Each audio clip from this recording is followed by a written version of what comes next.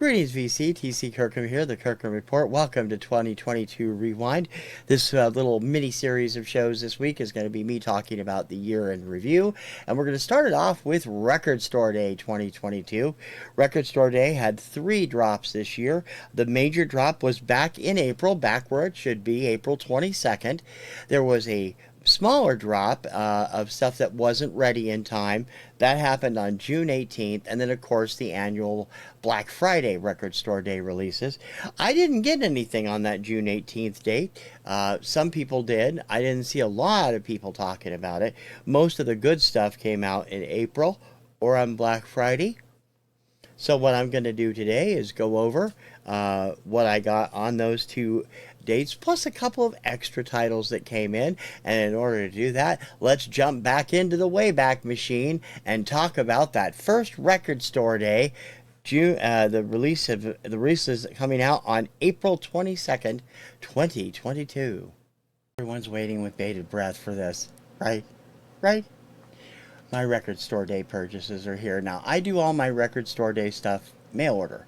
I do not go to the stores simply because I want to keep safe. And my doctor, still wants me to stay clear of places that are large crowds gathering, and Record Store Day is a large crowd gathering. So I did it all mail order. I chose not to get 3 things that I felt the price point was too high on, that were on my want list. One of those was the Tiny Tim. I'm still thinking about that one though, because it's still got quite a few out there, and the more I read about it, maybe it's sort of worth the $45, $50 price point. I don't know, but I do not approve of the $46.99 for Sheena Easton's 12-inch collection, which I'd like to have, but I think that's a bit expensive. And the Elton John, I know a lot of people love, but that works out to $5 a song. That's 3 times as much as you pay for a single. I'm just don't see any need to do either one of those, and I told you that anyway. I missed out on 2 things that I wanted on my list, and I wasn't surprised. They both turned out to be very popular. The Sarah Bareilles, Little Voice, and Rick Astley, Whenever You Need Somebody. I missed out on those 2, but I wasn't terribly upset because I have both of them on CD. So I'm fine with that. What I did get is I got all my other picks, and so there's quite a stack here. I think there's 13 total. And I bought most of them from Newberry Comics, which I usually deal with. They're my local indie record store chain up here in the Boston area. But I did buy one of these from my pal Adam at Record Crate, and also a couple more from another indie seller, Park Avenue CDs in Orlando, where I frequently find the stuff I can't find anywhere else. So those 3 places, thank you very much for being my Record Store Day supplier. So let me show you what I got. Start off with the 45 or the 7-inch. This is the Vince Guaraldi baseball theme from the Charlie Brown collection that they've been putting out. Craft Records. Great records. Terrible mail order. Top-notch stuff. It is on white vinyl. Let me turn it around here. Yes, it doesn't take that long. White vinyl. The label is so... you can't read it. Fantasy, you have to really bend it or get it in the light to see what it says. And the writing is, who thought of brown writing on a maroon label? I like to smack them, because that's just ridiculous, especially for people who have trouble with certain colors like I do anymore. And now I can't get the record sleeve open. It's late, okay? And I worked a full day, a full week, and I have next week off for Eurovision. I'll put that back up here where it's out of the way. And the albums. The 2 that were on the top of my list, I got both of those. And it took me a little time to find one of them, I didn't think it would be that big of a deal. And that is this one, America, Rarities and Alternates and Rarities. And this has the different versions of some of their biggest hits on it from the 70s, 71 to 75. It comes with this fantastic inner sleeve with great shots of the band from back then. And it is on, they're calling this soap sud green vinyl.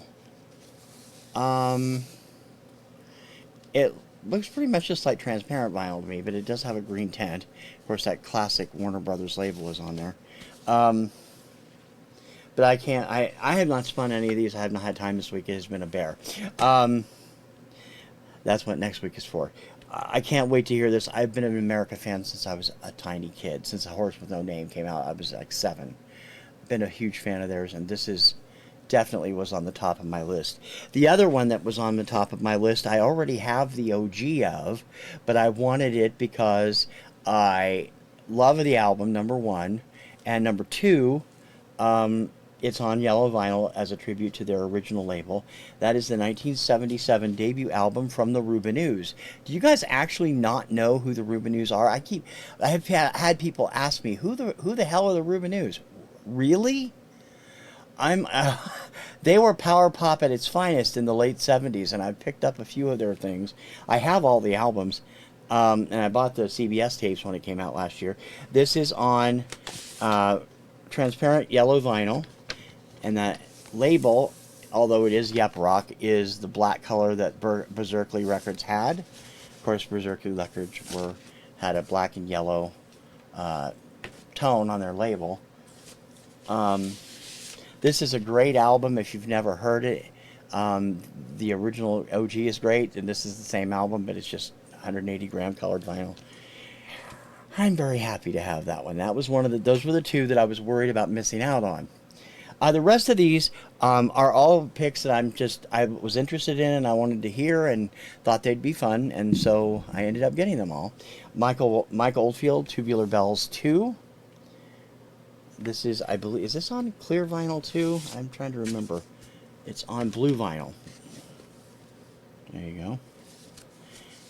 And I've only heard this on digital. I've never had the album, never had the CD. I have the original, of course, but not that one. Picked this up from Adam at Record Crate, Jackson 5 and ABC. The great issue of this on transparent blue vinyl. Again, I wish they had a picture sleeve on the inside, but oh no, this isn't transparent. This is solid blue. Motown label recreation, 180 gram. Really going to be terrific because this was their breakthrough album and just really something. The soundtrack from Strange Behavior. I'm not really familiar with the movie. I've heard of it, but I don't do horror, so I haven't seen it. This is, of course, the awesome Tangerine Dream. I have a ton of their stuff. Love them. Again, this one is... Now, I thought this was a double album, but it's not. It's just a gatefold. For the price point, it's a little expensive. I may have thought differently if I'd known that on this kind of yellow vinyl with the custom label there. But it's Tangerine Dream, so it's going to be worth it because I have never not liked anything I've ever bought by them. So, very cool. Anybody from the 80s remembers these guys, and this is the mixes that were available only on cassette, if I understand properly, in the 80s. Frankie Goes to Hollywood, altered reels. One side is all relax mixes, the other side all Two Tribes mixes. Those were the two only hits they had in the States. They were all over MTV, of course, at the time. Great inner sleeve. And this was standard black vinyl. Get the album out of there. With the typical Frankie Goes to Hollywood type label.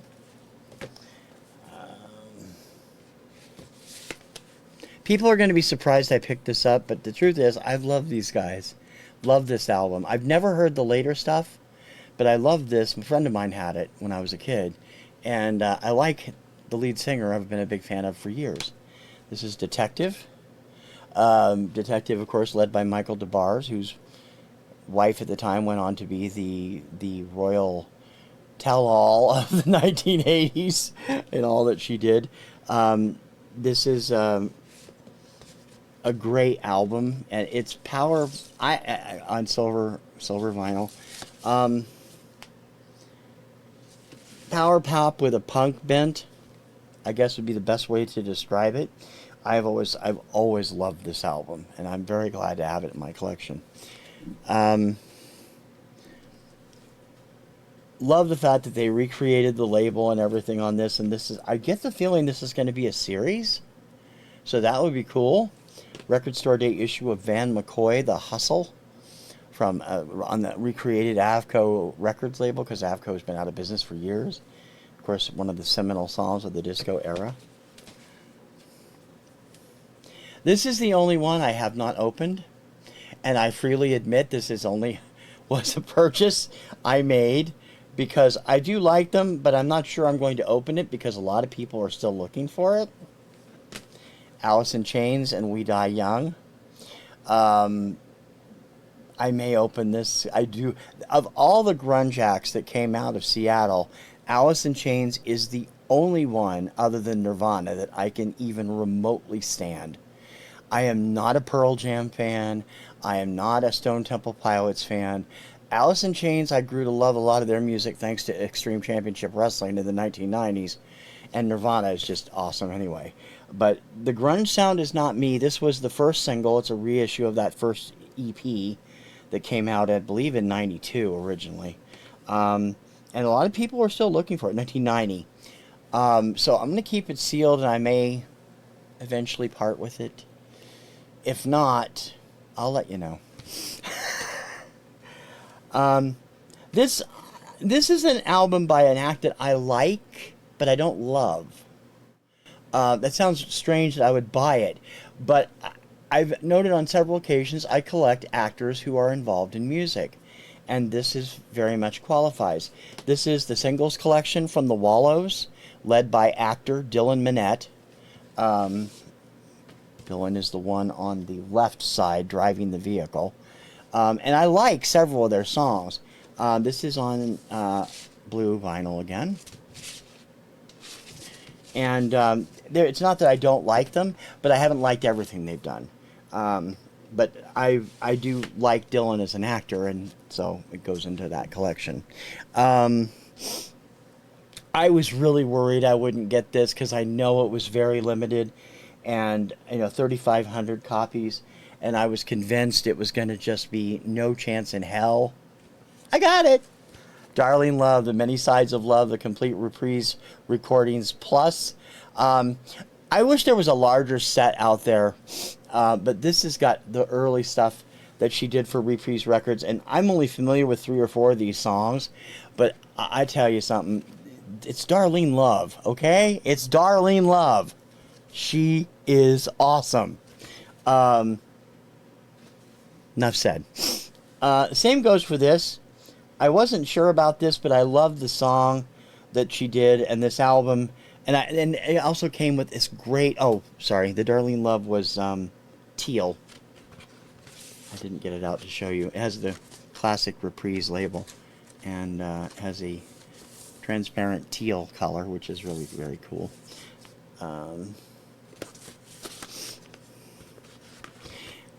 I love this, and I love the extensive liner notes that she wrote for this release. And I think she's great, and I've heard other songs by her, but I've not heard the original album except for the single. Everybody knows the single. This is Jeannie C. Riley and Harper Valley PTA. This has a great... she wrote this last year, a great story of how Harper Valley came to be in 1967. Before any of them became big stars, and how this all turned them all into household names. Herself and some of the players, and Tom T. Hall, who wrote it. We just lost him last year, or 2020, I forget which. And finally, again, this is going to be interesting because there's a later, a bigger one coming that I can't wait to get a hold of either. But I'm really, really interested in hearing this because I love her and I love what she does. She's taken seriously now. Back in the early days, she wasn't, and now she is considered one of the deans of rock. Joan Jett and the Blackhearts and acoustics. This has 8 acoustic songs. The best known of them on here, if you're a singles person, is "I Hate Myself for Loving You." But there is some great, great stuff on here. And I have listened to this actually online already because I love this stuff. That is the majority of the record store day stuff. That's all of it, actually. I haven't ordered anything else, and I will keep you informed as to whether or not I ordered the Tiny Tim or not. Got a number of things on Out of the Box this week. First up, my next shipment of Record Store Day, Black Friday purchases have arrived. This one from Newberry Comics. Have yet to receive the one from Rough Trade, so I'm still waiting for one. But the 2 I ordered from Newberry Comics arrived rather quickly for them. Usually it takes 10 days or so, and they actually got here in the middle of last week. First up is this the legendary typewriter tape from Janis Joplin and Jorma Hakkonen, I think it's pronounced. I have not broken into any of these. This has not been a good week for anything. This is Jorma on the back. Apparently, the whole thing is while Janis is recording, you can hear him typing in the background. I'm not sure what that is, but it should be fun to check out. And the Eric Burdon and War box set. This includes the 3 albums that they did together. But 2 of them are, one of them, the first one, Eric Burdon Declares War, The Black Man's Burden, which is a double record set, and Love Is All Around, which came a little bit later and segued into the box set from last year, which is up there, by War.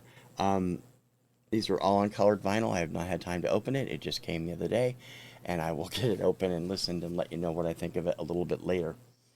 Looked up. I also have received my final Black Friday Record Store Day entry from Rough Trade. This is Harry Chapin, Story of a Life, the complete hit singles. This album contains all of his best-known radio stuff and a few of the other minor hits he had on the AC chart. Taxi, Sunday Morning Sunshine, Better Place to Be, WOLD, which is my favorite song by him. Cats in the Cradle, I Want to Learn a Love Song, Better Place to Live, Better Place to Be, Part 1, performed live, Sequel, and Story of a Life, both from his Boardwalk album.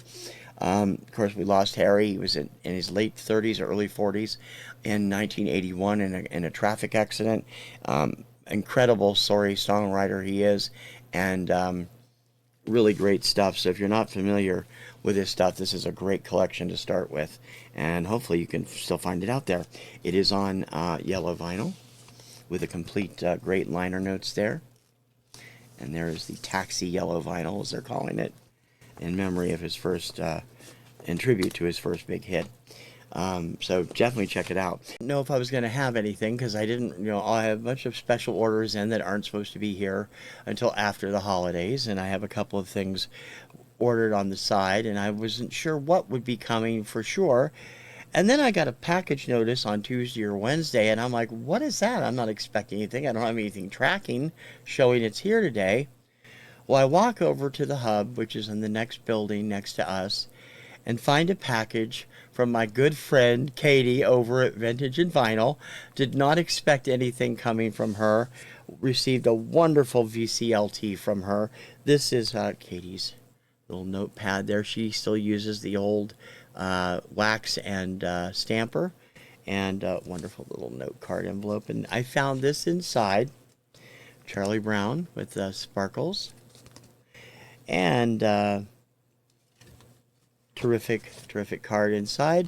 It says, Merry Christmas, TC. I picked these up for you on Record Store Day. I thought they needed to be in your collection. Thank you for being a dear friend and for all the cool content you put out for the VC. Enjoy the vinyl community love train. Thank you, Louie and Katie. Katie, thank you so much. You just completely blew my mind with this. She sent along 2 things she picked up for me on Record Store Day, and I'm like, oh my gosh, what are you spending money like that for on me?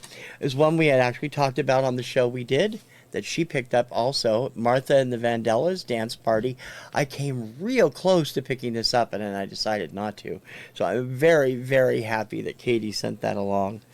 and she also sent along one of her favorite artists, Etta James. I'm vaguely familiar with Etta James. I cannot wait to hear this. I've saved both of these for this weekend, so Kim and I will be able to enjoy them during the holidays.